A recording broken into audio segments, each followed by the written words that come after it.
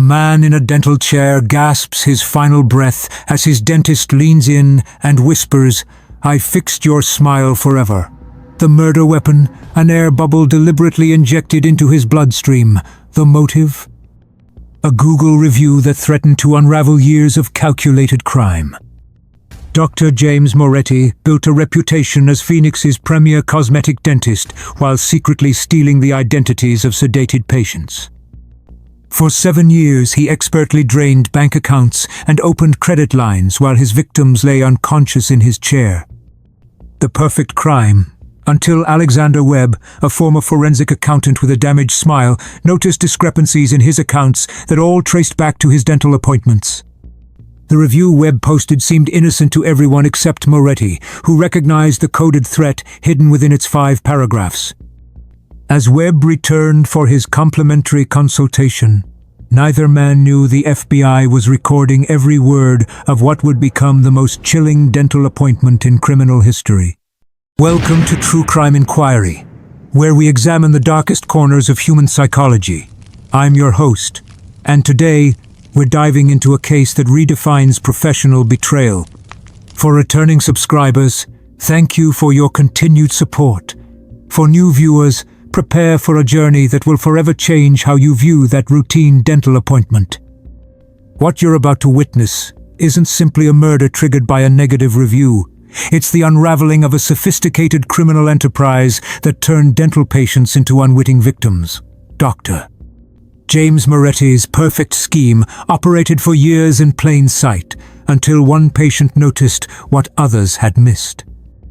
Stay with me until the end for the revelation that shocked even veteran investigators, the evidence suggesting this may not have been Moretti's first kill. To understand the murder of Alexander Webb, we must first understand his killer.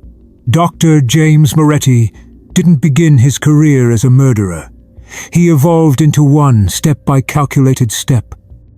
Moretti graduated with honors from the University of Pennsylvania School of Dental Medicine, completing his residency at the prestigious Mayo Clinic.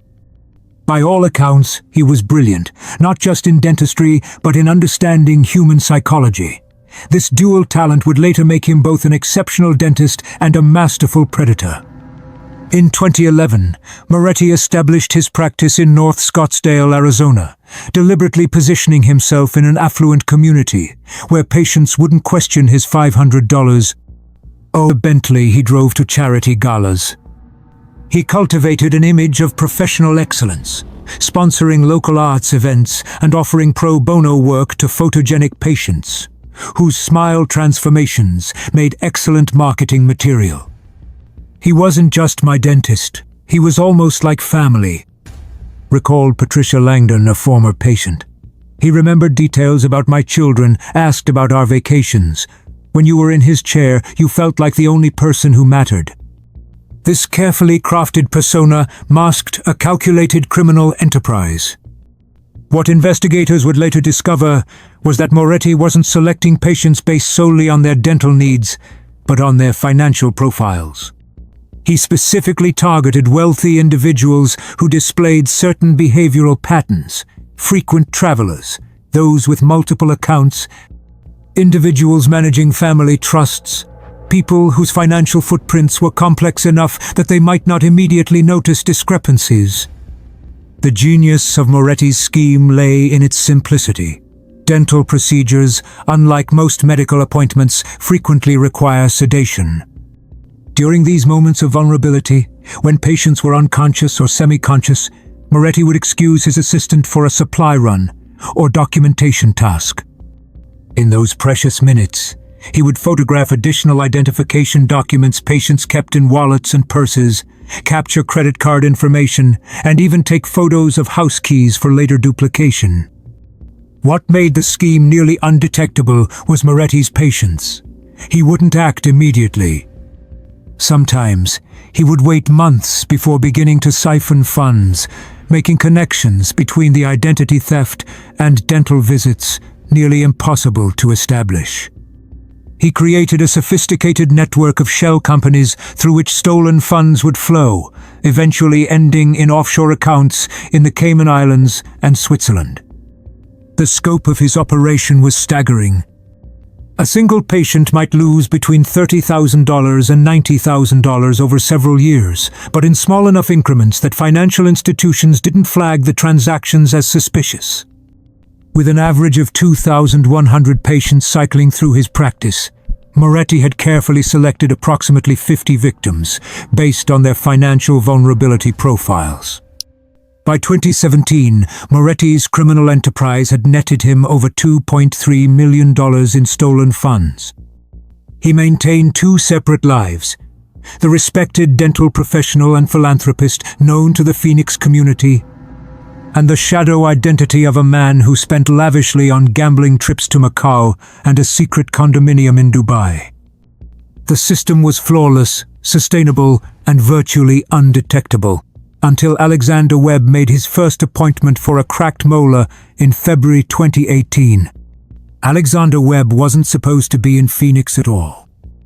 A former forensic accountant for Deloitte's Financial Crimes Unit, Webb had spent 15 years tracking sophisticated fraud schemes for Fortune 500 companies and government agencies. His career change to pharmaceutical sales had been prompted by burnout. Too many late nights unraveling financial deceptions had cost him his marriage and his health. Alex had an unusual mind. He could see patterns in financial data that others missed completely. It wasn't just his training.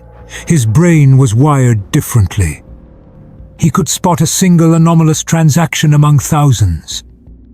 Webb's transfer to Phoenix was meant to be a fresh start. 3 months into his new position, a distracted driver ran a red light, sending Webb's car into a concrete divider. Though he survived with minor injuries, the impact shattered his front teeth against the steering wheel.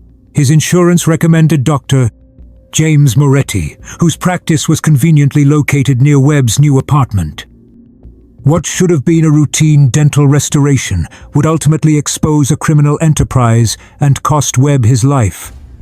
The first sign came 6 weeks after Webb's initial appointment with Moretti. While reconciling his monthly statements, Webb noticed a credit inquiry from a lender he didn't recognize. Most people would have dismissed it as routine credit monitoring, but Webb's years in financial forensics had made him pathologically attentive to such details. It was a $12 charge to his account that nobody would question. That's what makes identity theft so effective. It hides in plain sight amidst hundreds of legitimate transactions. Webb began keeping a detailed spreadsheet, documenting every unusual financial activity, however minor. A $250 purchase at an electronics store in Tempe hadn't visited. A new credit card application he hadn't submitted. A change of address request for a bank statement he'd never initiated. The pattern became clear only after Webb's third dental appointment with Moretti, a follow-up procedure that required conscious sedation. Within 48 hours, Webb documented 3 new unauthorized activities on his accounts. Webb's methodical nature served him well. Rather than confronting Moretti immediately, he began building his case. He joined online forums about identity theft, posting anonymously about his situation. Surprisingly, he connected with 2 other patients from Moretti's practice experiencing similar issues. Neither had made the connection to their dental visits. The turning point came when Webb cross-referenced the timing of their financial irregularities with their appointment schedules. The pattern was undeniable. Significant identity theft activities occurred within days of procedures requiring sedation. Webb took his evidence to the Phoenix Police Department, but was met with skepticism. The detective assigned to his case suggested that perhaps office staff, not the respected Dr. Moretti, might be responsible. Without definitive proof linking Moretti directly to the crimes, law enforcement was reluctant to investigate such a prominent community figure. Frustrated but determined, Webb made a fateful decision. He would gather concrete evidence himself by setting a trap, one that would begin with a carefully crafted Google review designed to signal to Moretti that his scheme had been discovered. If the police wouldn't help him, Alex decided he would force Moretti's hand.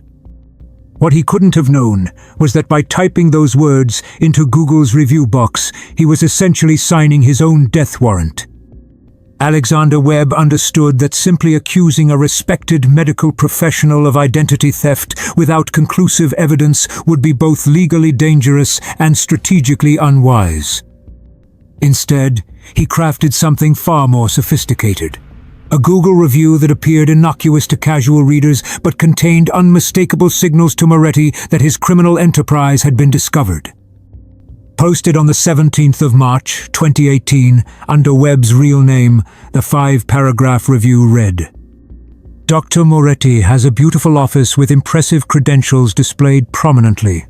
My recent crown procedure was completed efficiently, though I noticed several unusual charges that appeared afterward.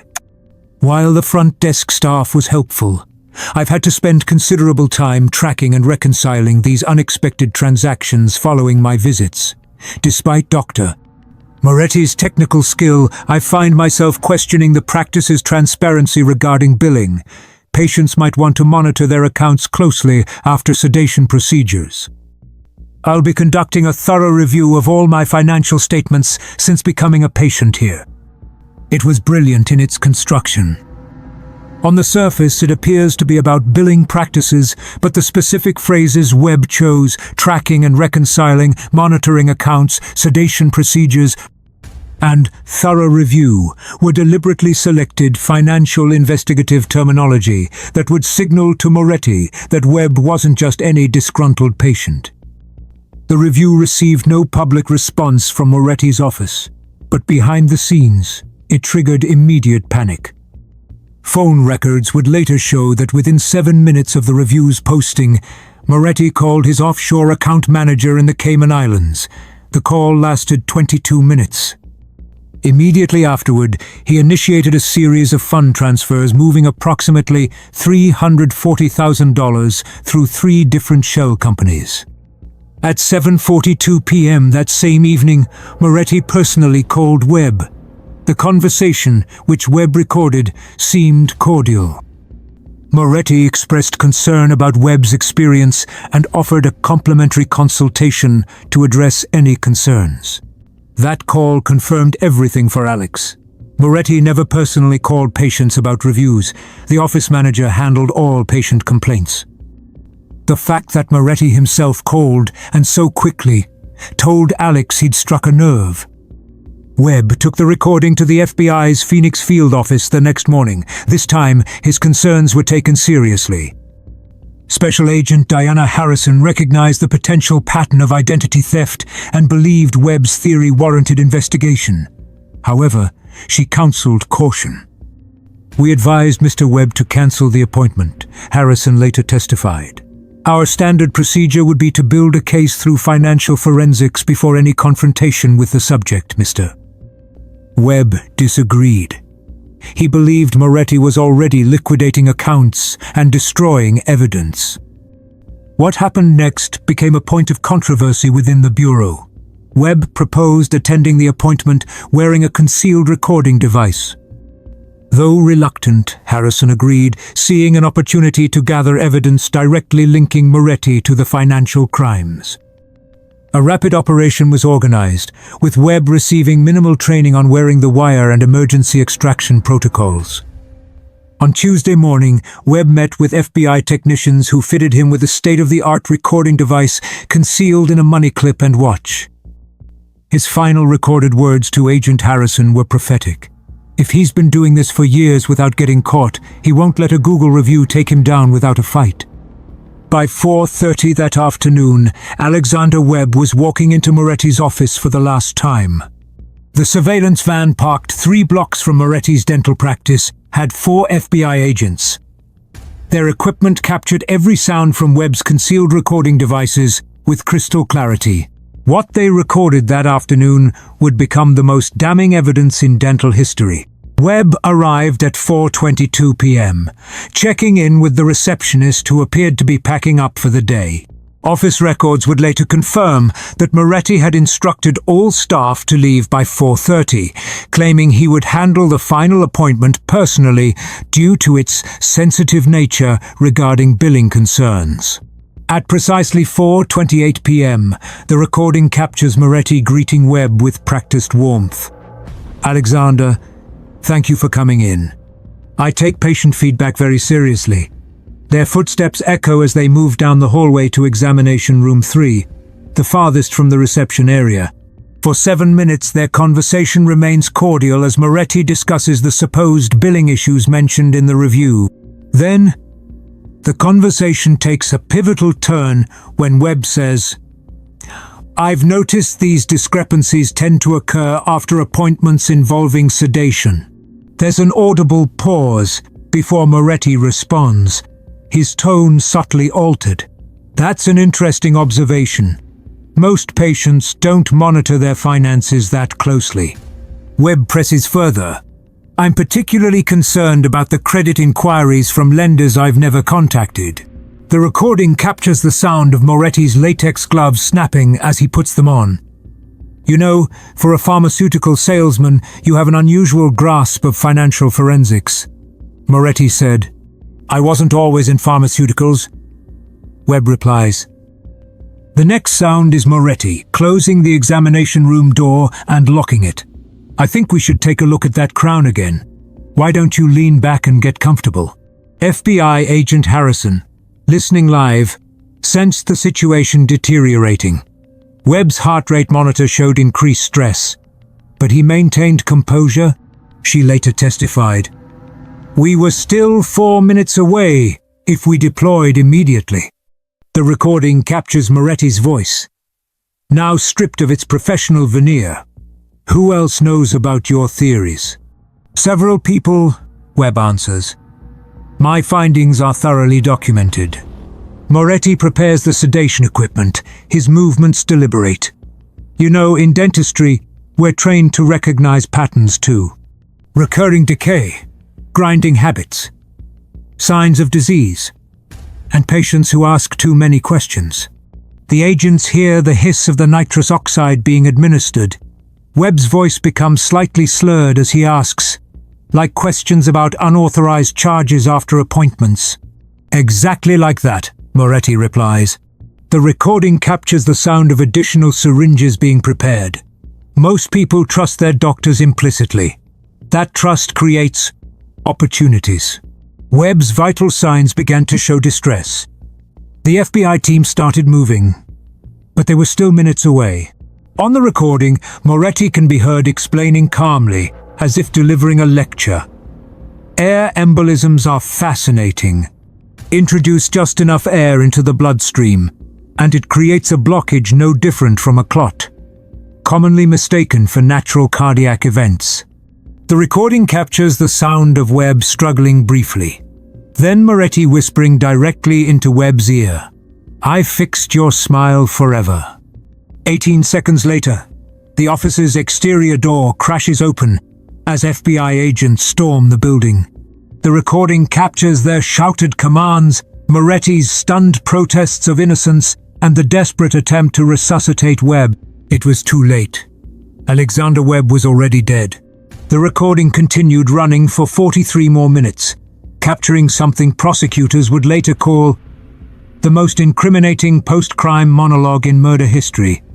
As Moretti, alone in a consultation room with an FBI agent, began crafting his defense, unaware that Webb's devices were transmitting every damning word. In the hours following Alexander Webb's murder, Dr. James Moretti maintained his innocence with the practiced confidence of a man accustomed to deception. As FBI agents secured the crime scene, Moretti calmly explained that Webb had suffered an unexpected reaction to standard sedation, a tragic but blameless medical emergency.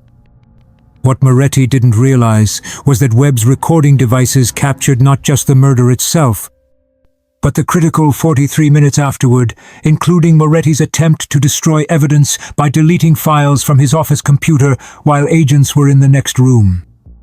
The recording captured the sounds of Moretti accessing a hidden folder on his computer containing detailed financial information on dozens of patients. As he deleted files, he muttered to himself, "No connection, no crime, standard medical complication, unforeseeable reaction." The FBI's digital forensics team would later recover these deleted files, revealing the full scope of Moretti's operation. The recovered documents included a meticulous spreadsheet tracking identity theft victims, with columns for extraction dates, corresponding to sedation appointments, yield amounts, stolen funds, and most disturbingly, a column marked Risk Assessment. The risk assessment column ranked patients based on their likelihood of detecting the fraud. Webb was one of only 3 patients Moretti had marked as critical risk, requires intervention. The other 2 patients had died of apparent natural causes within months of receiving this designation. This revelation transformed the investigation from a single murder case into a potential serial killer investigation. Authorities exhumed the bodies of Gerald Farmer and Lucinda Washington, both former patients of Moretti's who had died unexpectedly. Farmer from an apparent heart attack 2 days after a dental procedure, and Washington from what was initially ruled a stroke during a follow-up appointment. Toxicology tests revealed trace evidence consistent with induced air embolisms in both victims. The trial of Dr. James Moretti became one of the most closely watched proceedings in Arizona history. The prosecution's case centered on the damning audio recording, which jurors listened to in stunned silence. Moretti's whispered line, "I fixed your smile forever," became the chilling centerpiece of national news coverage. After just 4 hours of deliberation, the jury found Moretti guilty on all counts. First-degree murder, 2 counts of second-degree murder, identity theft, financial fraud, and evidence tampering. The judge sentenced him to 3 consecutive life sentences without the possibility of parole. Alexander Webb's sacrifice brought justice not just for himself, but for dozens of victims who never knew they had been targeted. His background in financial forensics allowed him to see what others missed, and his courage in confronting Moretti undoubtedly saved future victims. The case prompted nationwide reforms in medical privacy regulations and sedation protocols. The American Dental Association now requires 2 staff members to be present during all sedation procedures, and financial monitoring services specifically designed to detect medical identity theft have become standard offerings from major credit bureaus. Webb's sister, Jennifer, established the Alexander Webb Foundation, which trains medical professionals to recognize signs of identity theft and financial exploitation within healthcare settings.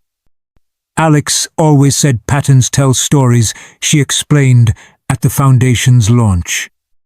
"He taught us that sometimes the most dangerous predators wear lab coats and surgical masks, and the most vulnerable moments are when we're unconscious in a chair, trusting someone with our lives."